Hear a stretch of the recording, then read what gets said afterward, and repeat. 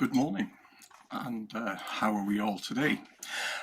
So, good afternoon, and welcome to Broadcasting Scotland, and this week's Full Scottish. My name is Huw Marshall, and I'm very pleased to say on the programme this week, we're joined by Rona Mackay, MSP. Good afternoon, Rona. Good afternoon. And also delighted to welcome Maureen Watt. How are you, Maureen? I'm good, thank you. Pleased to meet you, Huw. And you. So to start with, we will begin with the Middle East update. At least 64,840 Palestinians have been killed and 164,265 wounded in Gaza since the 7th of October 2023. With nowhere to go, Palestinians in Gaza City can only pray as Israel bombs the city, targeting any tall buildings still standing.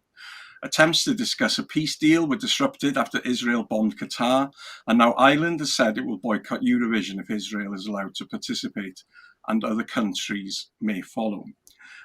Maureen, what's your take on this week's activities, especially in Qatar?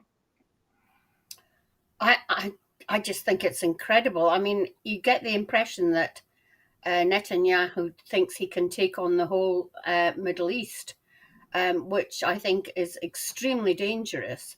I think if he thinks he's got the backing of Trump taking on states like Qatar and bombing in Qatar, I think he's very wrong, because I think, to put it bluntly, Trump is quite enamored with some Middle East states and the opulence that they showed him when he was on a visit there. He's obviously very impressed with that kind of thing.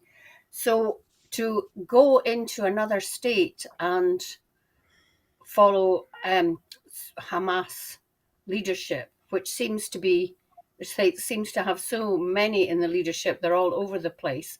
I mean, bombing high-rise blocks in Gaza City just to get some Hamas people, I mean, it's not credible, is it? So I think Netanyahu's completely lost the plot, and somebody like Trump really needs to rein him in. Rona, do you agree with Maureen? I do. I agree with every word that Maureen said. I mean, this excuse that Israel makes about, targeting high-rise blocks because Hamas members are there. They've said that from the beginning, and it's clearly not true. And I think, with regards to Donald Trump, he's a bystander now. He's just, he was never going to, create a peace deal. I think he's all over the place, and it is all about money. The Qatar bombing was just, I mean, it's just incredible. And I think Netanyahu is quite out of control, proving that he's a complete and utter madman. So, yeah, it's just, I think the world looks on horrified at what's going on in these areas. And I think one thing that I didn't find it widely reported was that in Qatar, obviously five Hamas representatives were killed, but one of the people who was killed was actually a Qatari security official. Yeah. Sorry, Maureen. Yeah, I was going to say, I mean, if they can find Hamas leaders in Qatar, how come they can't find their own hostages within Gaza? I haven't understood this for months and months now. How come they cannot locate their own hostages and free them? Now, if they concentrated on that, surely this war would end. But as I've said for months and months on Broadcasting Scotland, I think that Netanyahu, and with the backing of Trump, because he said he wants to see Gaza as a new Riviera in the Mediterranean, they really do want to obliterate Gaza and everything on it, and just create a desert, and with absolutely no regard to the Palestinians. I mean, we know that they're starving, and yet Netanyahu completely refutes that. And no world leader seems to be taking on Netanyahu, and I cannot understand this. I believe Marco Rubio is on his way to the Middle East to try and sort of pick up on discussions with Qatar. So we'll see what happens during the week.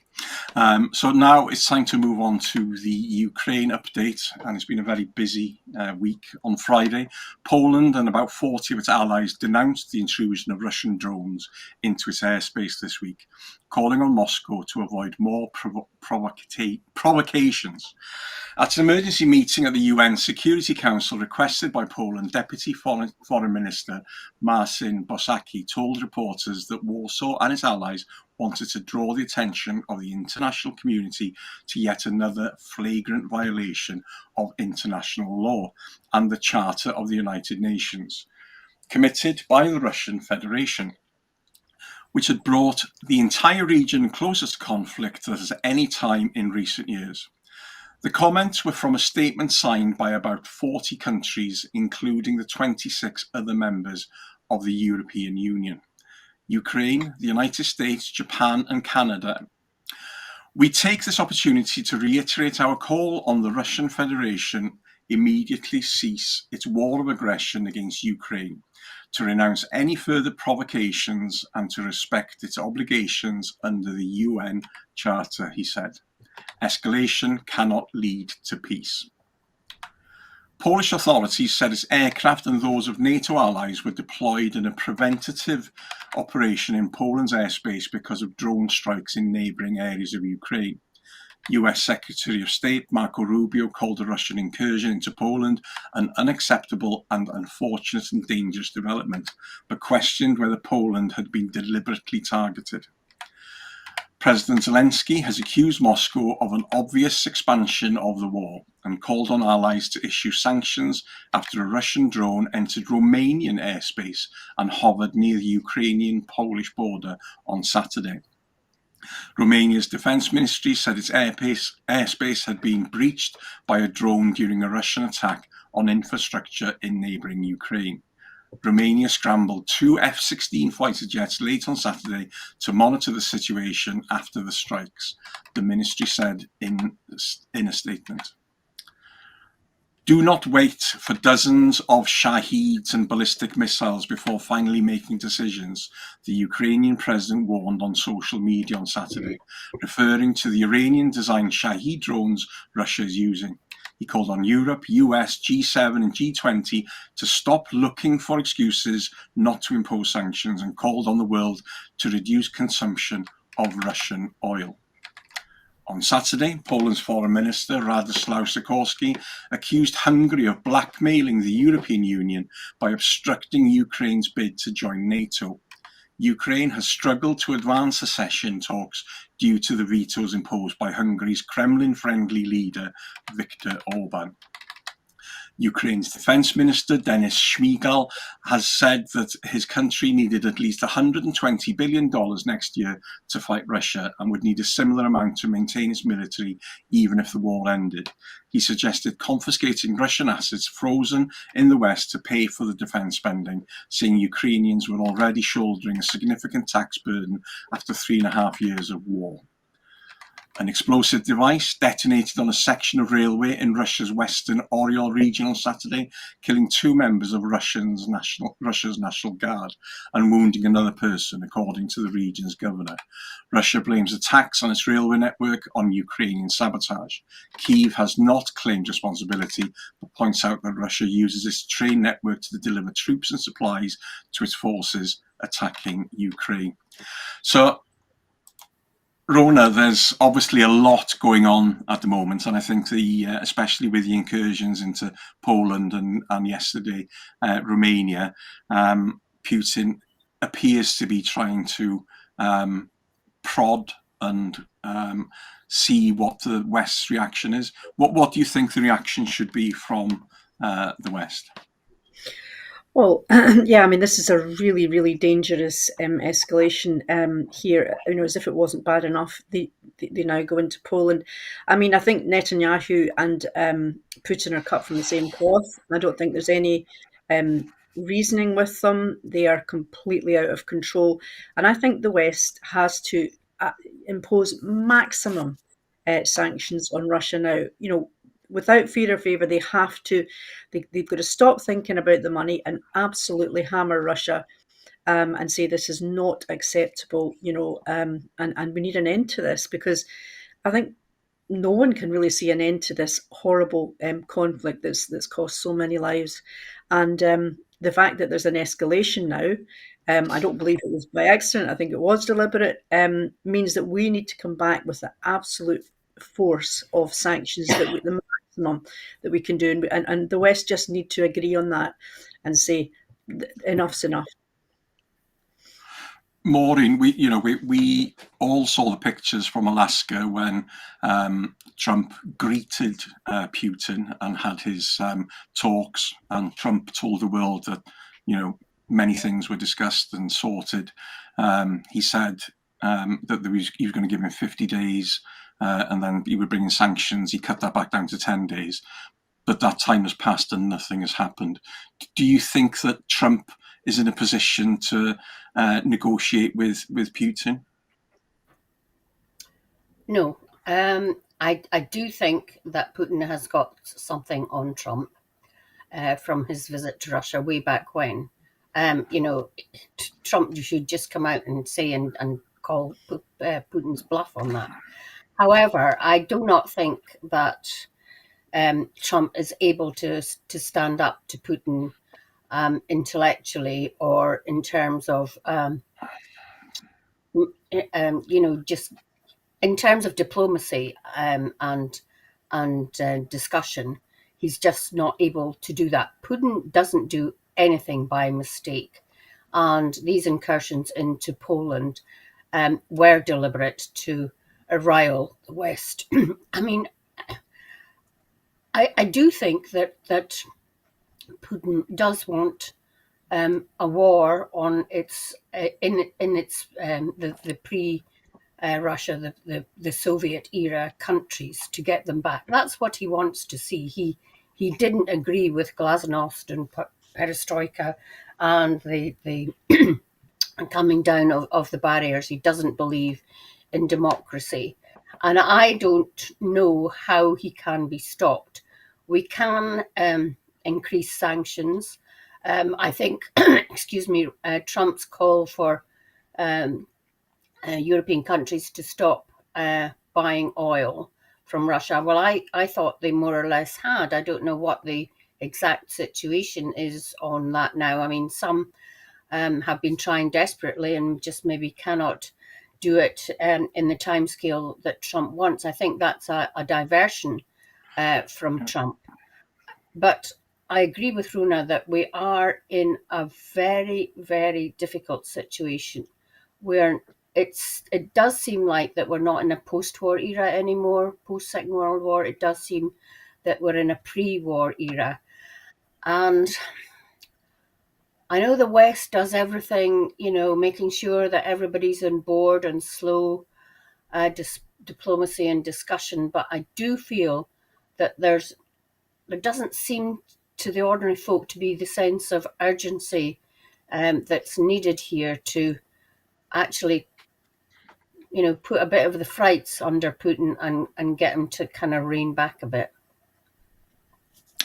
Yeah, as I understand it, Trump wants EU countries to place sanctions, tariffs on China and India. So obviously it's China and India who are the main consumers of Russian oil and petroleum.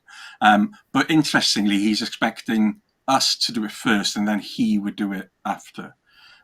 So again, it's a I don't know. It's a very strange way of doing things. Rona, as somebody who's been, heavily involved in politics and the art of discussing politics, does it worry you that, he's using, is it Steve Witkoff, I think, as a property developer? So he's not using people, with those skills of negotiation and experience to do that. Do you think that's a problem? I think it's a huge problem. From day one, it's been a huge problem. He's treating this as, he's treating these things as business deals. We know from the language that he's using that he's doing that. He clearly doesn't have the intellectual capacity to actually be diplomatic or try to work out the best route to peace or anything else, actually, because not everything is a deal and not everything is a TV show, and he still carries on like that. And that's the very worrying thing, that the most powerful man in the world, ostensibly, or president of the USA was that. Not sure that he is now. Is completely not up to the job, and is intellectually not capable of actually brokering a deal in the sense that a peace deal, not a business deal, which is what I think is the only way his mind works. I'm reminded of the scene in the film Love Actually, when the US president, I think, makes a sexual approach towards the prime minister's assistant. And she tells the prime minister, and in a press conference, the prime minister stands up to the president and says, "This isn't the way, we behave here," and making that point. It does seem that, Starmer in particular and other world leaders pander to Trump and to his ego, and rather than discussing things in an honest and open manner, they're having to discuss with him without upsetting him and his fragile ego. Maureen, do you see that as an issue? Absolutely, absolutely. I mean, we saw how he treated Zelensky, and I think everybody since then, any leader that goes to meet him, absolutely treads on eggshells. He subsequently tore into the president of South Africa. He has got no respect for anybody who doesn't bow to him. And it is an extremely difficult situation for any leader to be in, and to get any meaningful dialogue with Trump if you're starting off from that standpoint. So, I mean, I just hate the word deal. I wish it was just erased from the vocabulary for the rest of Trump's tenure of office, because it obsesses him, the art of the deal. And he sees everything through that lens, when international diplomacy is so much more difficult than that. There are so many different aspects that have to be taken into account. He doesn't think of the consequences of anything. He sways with the wind and goes with the last person he's talked to. I mean, being one of his officials must be an absolute nightmare. And he doesn't read background stuff. And, if you have been in ministerial office, government is really difficult. And he seems to think it's all about a deal. We're in a serious situation here, much of it caused by him, because he just doesn't grasp the gravity of politics. Yeah. Rona, just briefly, the Trump Mark I, he was, the Republicans made sure he was surrounded by, mostly sensible people. Trump Mark II clearly isn't the case. He's now, he's not getting advice from sensible people. He's put some bizarre people like Hegseth and Patel into, strong positions. How much of a problem is that going to be for us moving forward? Briefly. Well, it's already proved to be a huge problem. He's got carte blanche to appoint who he likes. The most unsuitable people for any position. Most of them should be nowhere near politics, well, including him. But I mean, he was, I suppose, democratically elected. But the scary thing is that the people he surrounds himself with, they will not give him advice. If they dared to do it, he would ignore it anyway. So I'm afraid we've got the classic sort of dictator syndrome going on there. And it's very worrying. Yeah, it's fascinating. And I'm sure, Trump is a subject in itself that we could talk about all day long. But now moving on to the far right. So the far right in the UK and across the world is becoming normalised by the media. Is it now time to ensure that freedom of the press really is a free media and not one owned by right-wing billionaires? And why do broadcasters like the BBC feel they have to give the far right undue prominence that they have never done for the left? where is the critical analysis? Rona, obviously, so last week's actions, what happened to Charlie Kirk was, appalling.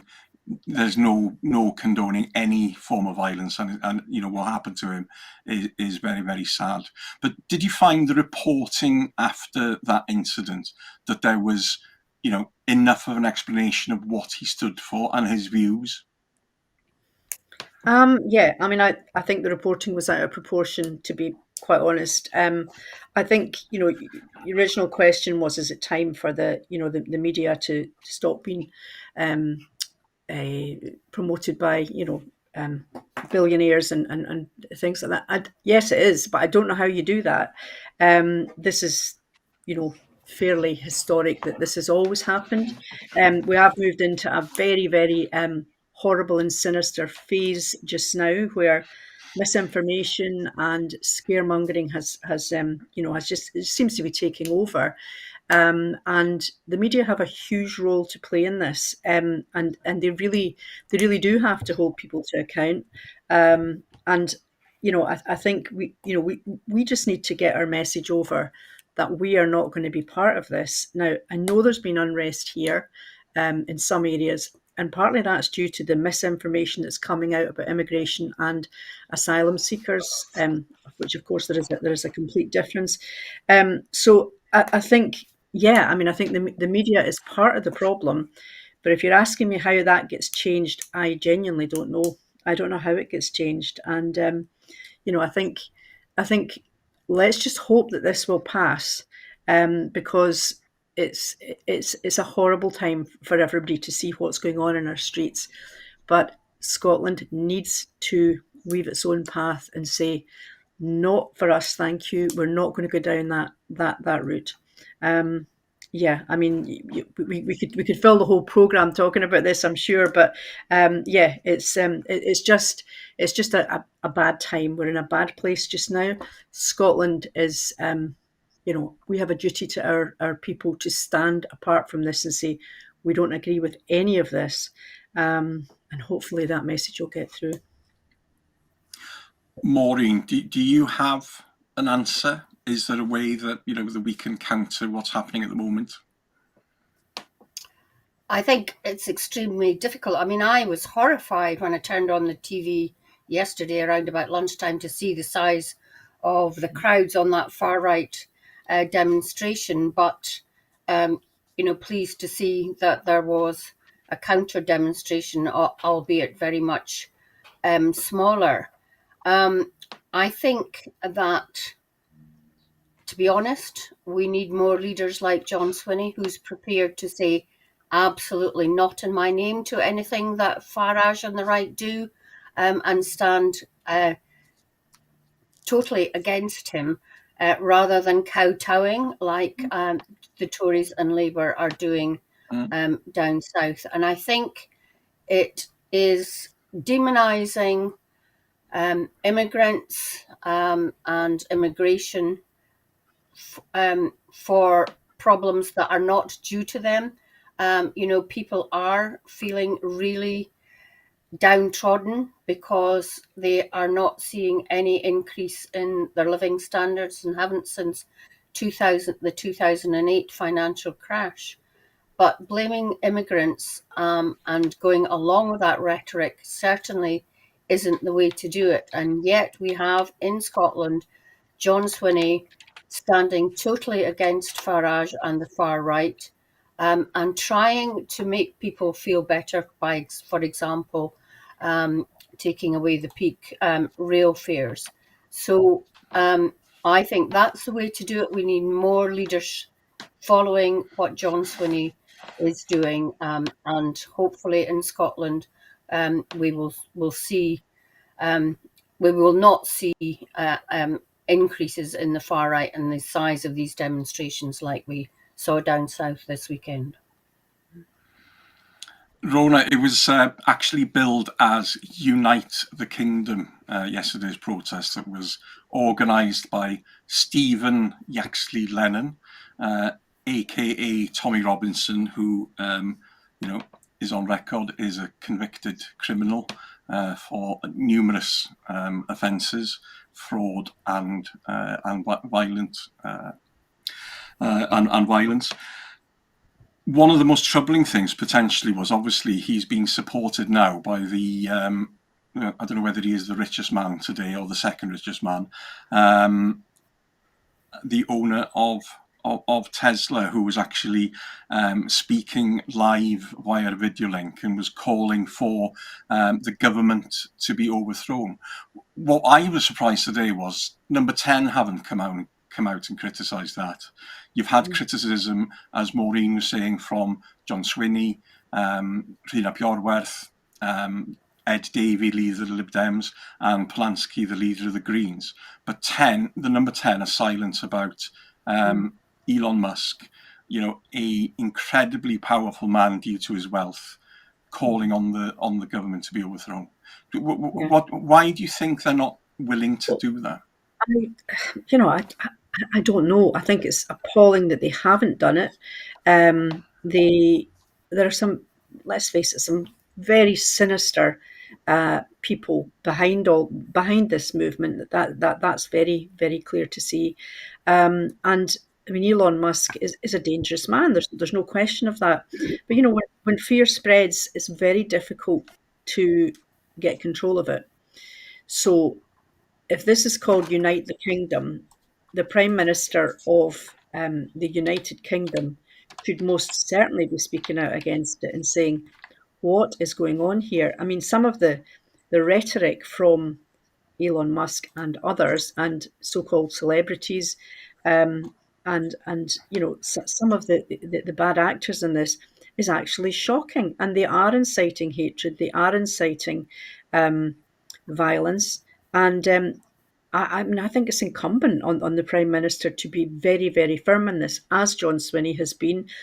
He needs to stand together with John Swinney and say, not in our name, and he's not doing it. And I think that's a real reflection on poor leadership, weak leadership, and really how far down the road from socialism and real caring about people the Labour Party have come. They're frightened to raise their head above the parapet. I mean, hopefully he will come out after this weekend and say something, but I have my doubts. I don't think he's strong enough. Yeah, I'm just to go back to Yaxley Lennon. I'm just looking at the list of his actual convictions. So this is the person who's leading this movement. 2005, convicted for assaulting an off-duty police officer who had intervened in a bid to protect the EDL founder's girlfriend. He was sentenced to 12 months. He was then again in 2011 for assault. In 2013, he was using a false passport. 2014, he was convicted for mortgage fraud. 2019, contempt of court. So this is it's almost laughable, isn't it, that we've got this. We need to make Britain safe, and this blaming of immigrants, who were responsible for all these crimes, and it's being led by somebody with a criminal record longer than my arm. So, Maureen, going back to the to Starmer, this seems now we're just obviously sort of right wing is does seem to be not just gaining momentum, but the fact that they're getting, as we said in the piece earlier, sort of media are giving them a free pass and not being critical of them. Do you see sort of moving forward that there is a way for us to counter this? Well, we've got to find a way, and we've definitely got to do it. Otherwise, the consequences are, in my view, a third world war. The right wing are fascists and want control for their own ends. The idea that Farage and the far right will make people's lives better is a nonsense.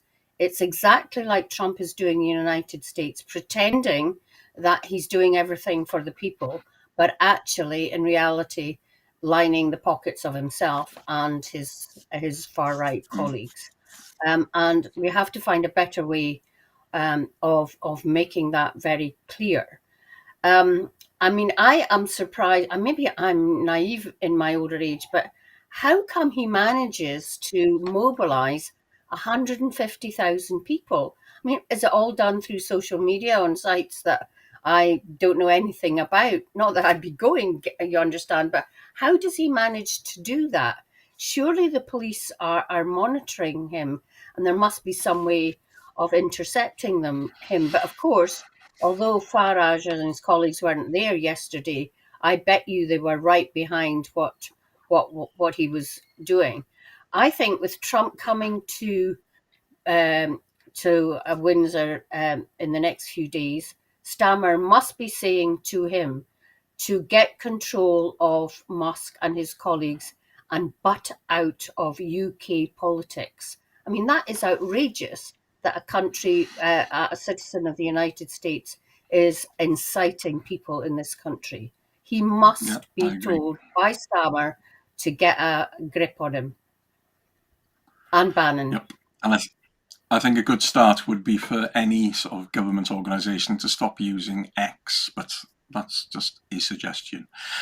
We move on. So, who would have guessed that the man who hung about on Russian oligarchs' yachts was intensely relaxed about people becoming filthy rich and was Epstein's best friend would be sacked from his job for a third time? He was appointed as the UK ambassador to the USA to please Trump. Is that how countries normally appoint ambassadors?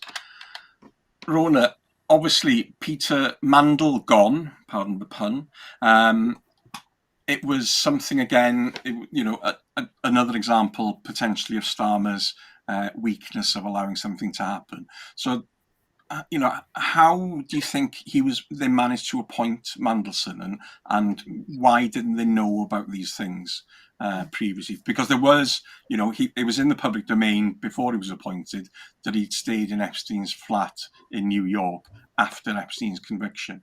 So that's in the public domain. Maybe the other stuff wasn't. So what do you think? Well, I just think it beggars belief. I think it totally beggars belief, and there's no question that he did know about his previous record. There's absolutely no question. Whether he was getting advice from anybody is another matter. There can be some question marks put around Morgan McSweeney, who's his political advisor. But I don't know is the answer. I don't know why he did it. It seriously calls into question his judgment, and or lack of judgment. And surely he must have known he was playing with fire when that happened. But why he did it when he did know of his previous record, and his his the risk to his government, when he could have appointed somebody safe, somebody sensible with good diplomatic skills.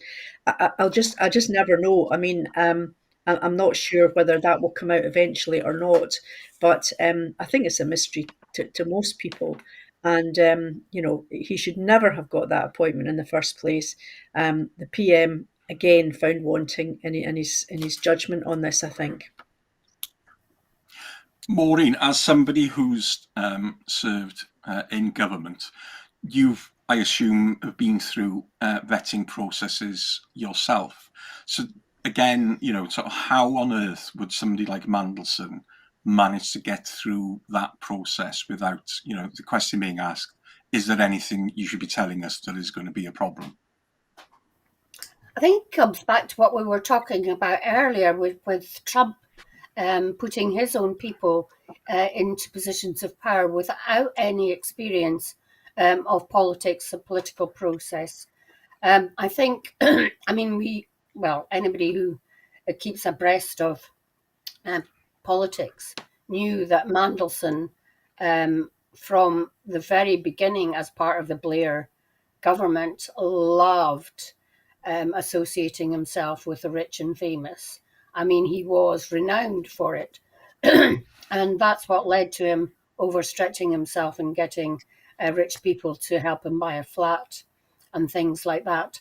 I think Stammer was thinking, well, he was the European Trade Commissioner, and that would help him in trade talks with Trump. And certainly, he could have used his skills at that with Trump. But I think that even back when he made the appointment, Starmer must have known that Mandelsohn's darker side would come back and bite him, and shouldn't have made that decision and left it to trained diplomats who are also good at trade talks and have been taught and learn their trade over many years. And there are plenty professional diplomats who could do the job, and Starmer didn't need to take that risk.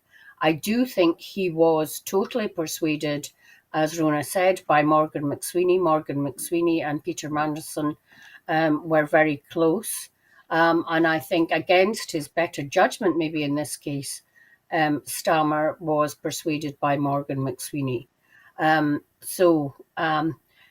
It'll be interesting to see over the next few weeks and months whether Starmer begins to question the advice he's getting from Morgan McSweeney. I think he definitely should, if he's interested in keeping his own job, because Starmer is definitely on a sugary nail at the moment.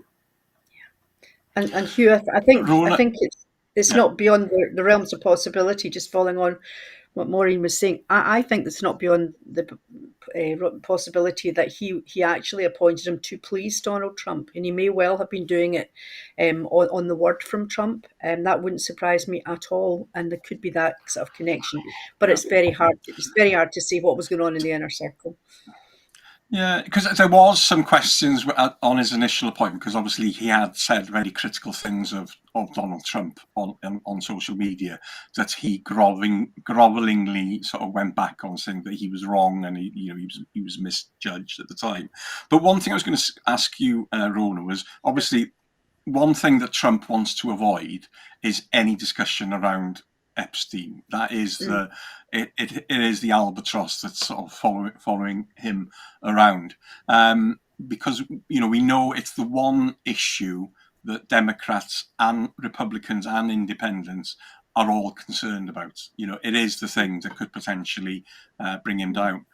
He's coming to the UK next week to meet Starmer, who has just sacked someone for being an associate of Epstein. So this is going to make the situation incredibly difficult, do you think? Well, I mean, it should do. I think Starmer. I mean, Trump has managed to weasel his way out of it so far of any real accountability for that, and I don't think Starmer will hold him to account on it. I think he'll be kowtowing to him. He's a very weak leader. And I don't think he will actually tackle him about that. He's not wanting to get in his wrong side, clearly. So I think there's every possibility that that won't be mentioned, and Trump will just sail on in his usual bombastic fashion. Yes. So we move on now to the economy. UK GDP is flatlining, leaving the Chancellor constrained by her own fiscal rules, scrambling for ways to raise money. Does the appointment of Pat McFadden at DWP signal that the UK Labour government is going to have another go at cutting social security and benefits? Maureen, what's your view on that? I think, we've seen that the Chancellor has been very quiet over the last few weeks.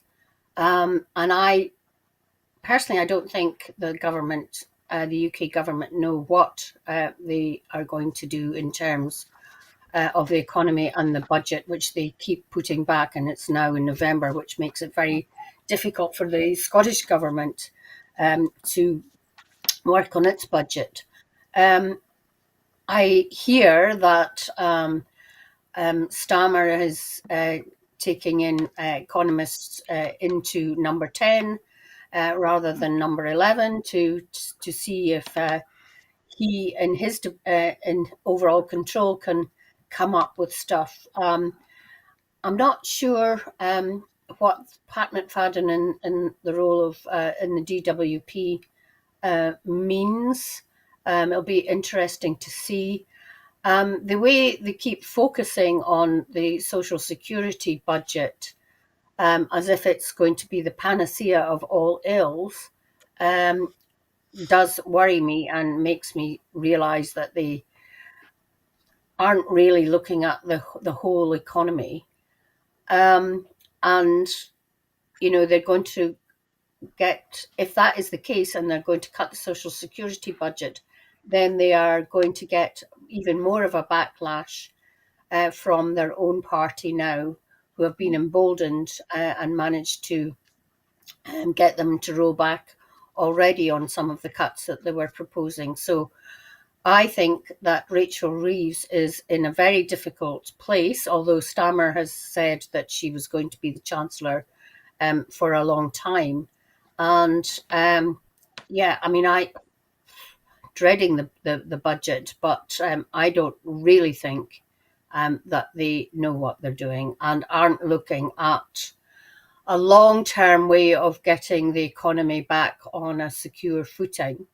And it's getting worse by the minute, because we saw this week, for example, pharmaceutical companies who have said that they are not going to invest in England because of various economic indicators. So I just wish John Swinney would phone them up and say, we've got a good pharmaceutical industry in Scotland, come up here.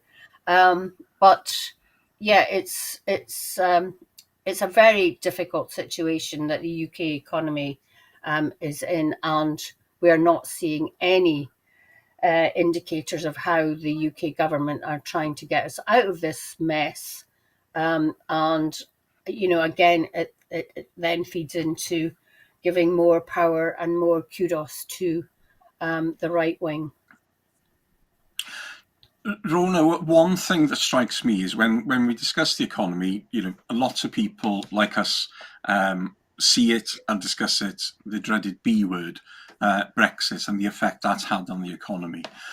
Why do you think Starmer is so stubborn around, the idea of, closer ties with the EU, especially now, opinion polling is showing that people who did vote for Brexit regret it, that they weren't properly informed, that they were misinformed.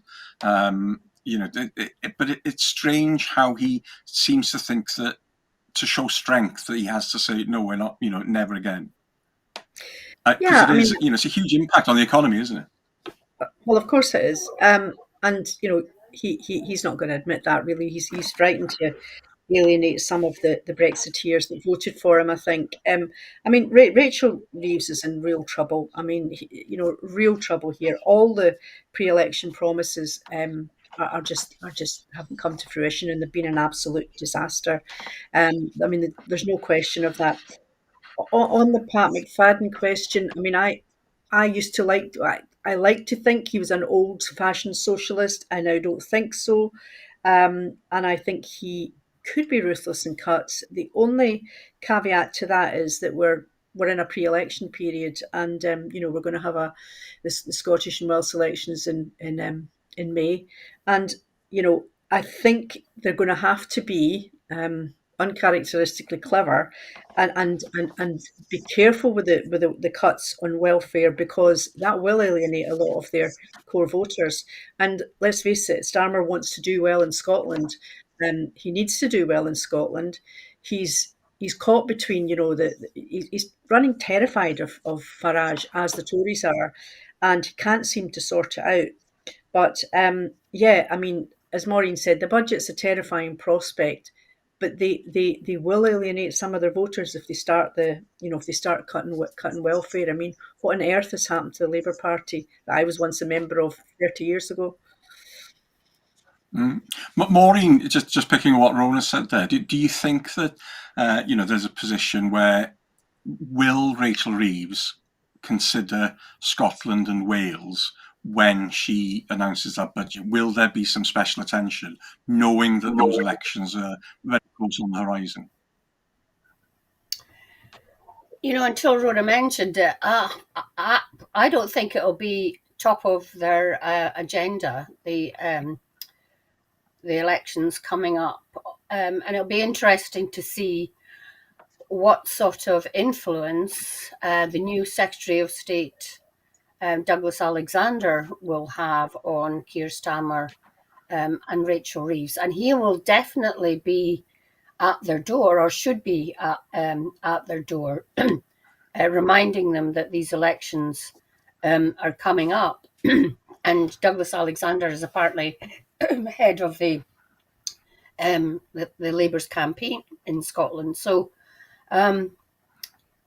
it'll be interesting to see, as I say, if he has any influence and whether it will influence the way the budget goes.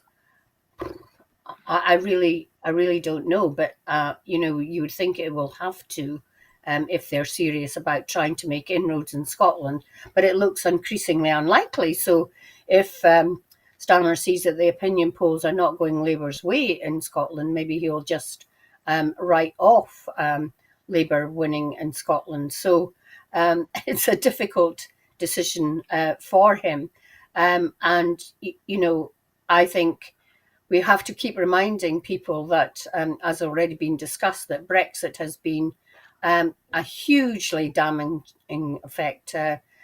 Cost us £40 billion in Scotland alone, I think. So the reason you were asking the question, why is Starmer reluctant to have even closer ties with Europe? It's because of the right wing, and can you imagine how Farage would play on that if there was even the slightest notion that the UK would rejoin the European Union, which is why, of course, we must get independence so that we can, through rejoining the EU, really get Scotland's economy motoring and make it better for the people of Scotland. Yeah. Rona, because again, just thinking ahead to the budget. So the budget is going to be in just under 2 months' time.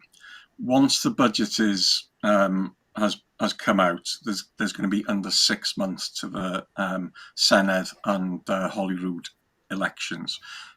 So this potentially is make or break for Labour in Scotland and Wales. If they don't, sort of play it well, it could be the complete end of Labour. Do you think they're actually taking that into consideration, or are they just focused on Farage and what's going on in England? I mean, I think they're just all over the place. I mean, if you think that Labour got in with such a huge majority, how can a party make such a mess of that in such a short time? And I think they don't know which way to turn, to be honest. They're obviously going to want to do well here. They're obviously want to do well in the Senedd. But as you say, I mean, it is pretty much make or break time for a long time if they fail miserably in those elections, which, I can't see how they're going to do well, unless they pull something out of the bag before then that people like, and they pull a carrot out of the bag and they say, oh well, we'll stick with them or whatever. I mean, other than that, I genuinely can't see, given the disastrous track record that they've had, they've got a lot to make up for. So it's going to be very interesting come May, just to see what happens to Labour. That conveniently takes us on to our last topic of 2026. So what is the choice facing Scotland and Wales at next year's Holyrood and Senedd election? Is this a government to mitigate UK cuts or to implement them, or is that a choice more fundamental? Can Scottish identity survive if Farage became PM in a Reform UK government? It's a big question, but Maureen, I'll come to you first. I think we say this about every election, it's really important, but I think the 2026 election is going to be really, really important, not least because of international events. One international event, I think it will affect how people are thinking about the election, but also the economy and the state of the Labour Party. I think that if Labour had even made the slightest go of governing, people in Scotland might have given Sarwar a chance in Scotland, but because they've made such a mess of it, and things are getting worse, because what we haven't mentioned today is the rise of Andy Burnham, if you like, and the fact that he wants to get back to Westminster, and he's already set up, I can't remember what it's called, but some sort of movement within the Labour Party.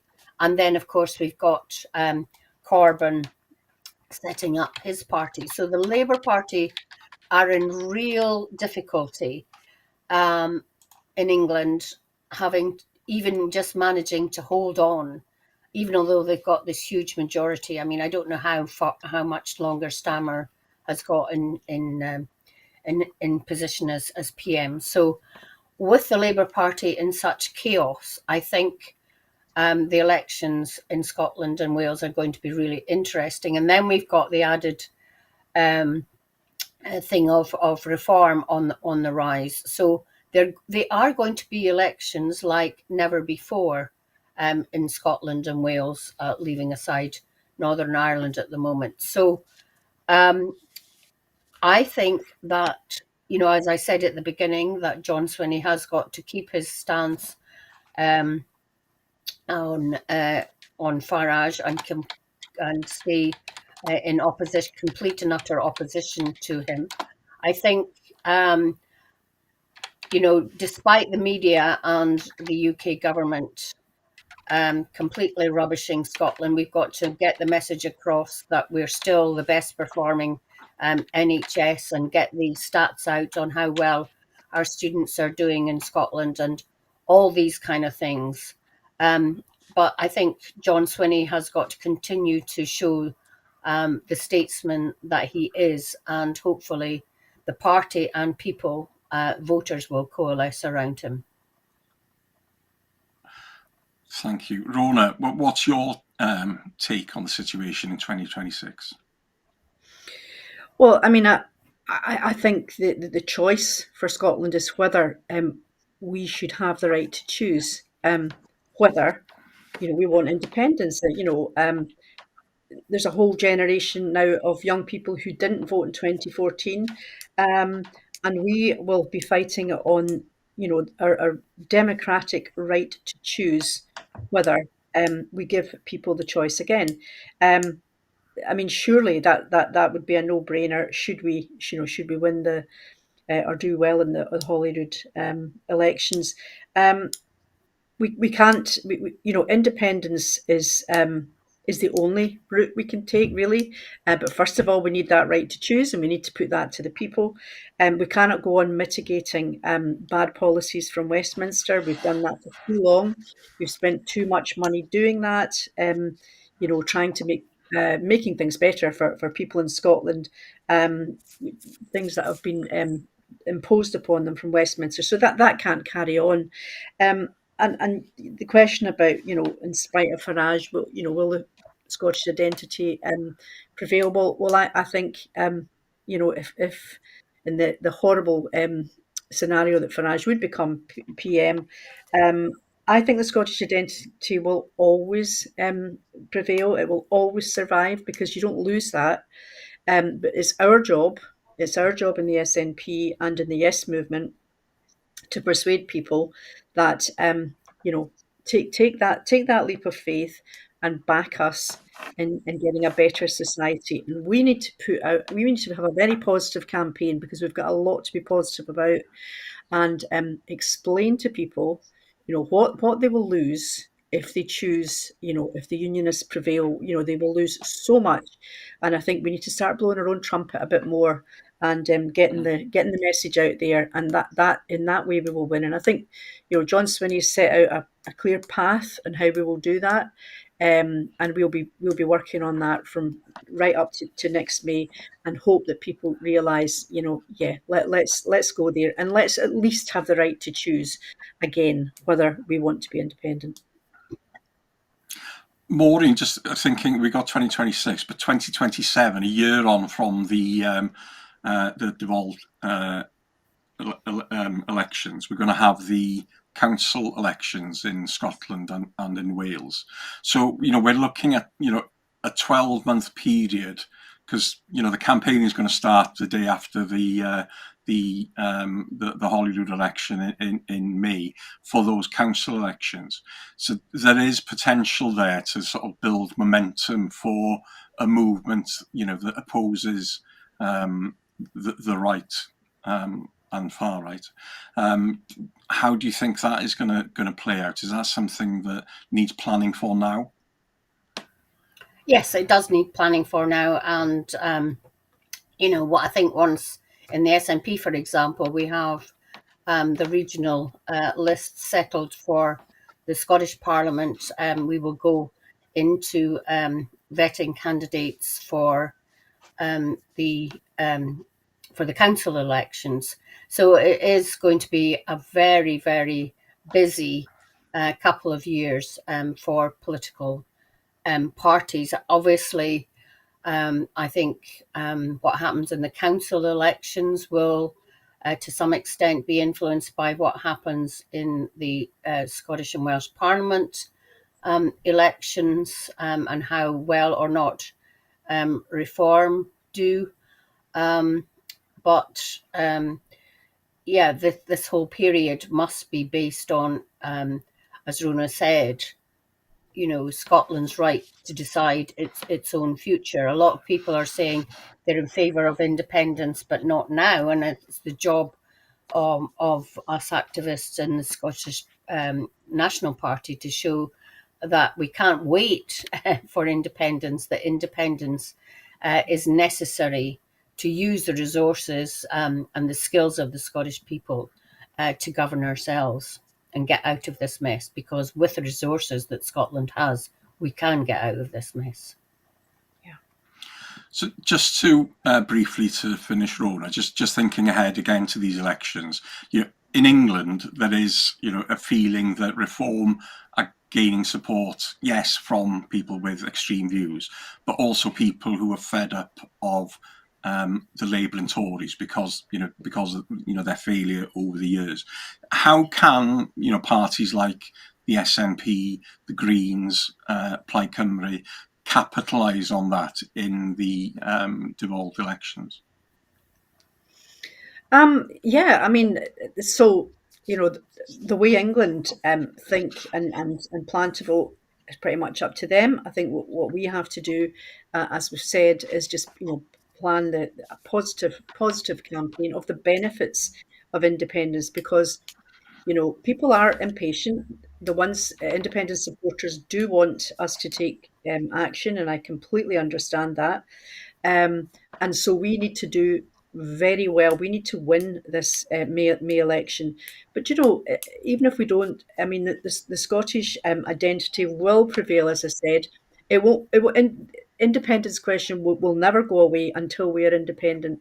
And I think we need to just plough on with. I think the scales are coming off some people's eyes. I think they're thinking, is this the way we want to go? With all the trouble that's south of the border and the mess that Labour have made of things, we need to persuade people that it doesn't have to be that way for us, and that we can't have any more democracy deniers denying us the right to choose. And of course, we have the legacy of the No campaign and the Brexit campaign, who made those promises that have failed to ring true. So thank you very much. That's it for this week's Full Scottish. Before I go, I just want to remind you that at Broadcasting Scotland, we depend on the generosity of our supporters. To everyone who has donated and to everyone who has signed up to make a regular monthly payment, thank you very much. We can only exist with your support. Our programmes will always be free to view. However, if you can afford £5 a month, please consider becoming a Broadcasting Scotland supporter, and please donate whatever you can afford. Thank you, and thank you again to our guests, Rona and Maureen. Thanks, Huw. Thanks for having us. Goodbye, and thank you for watching.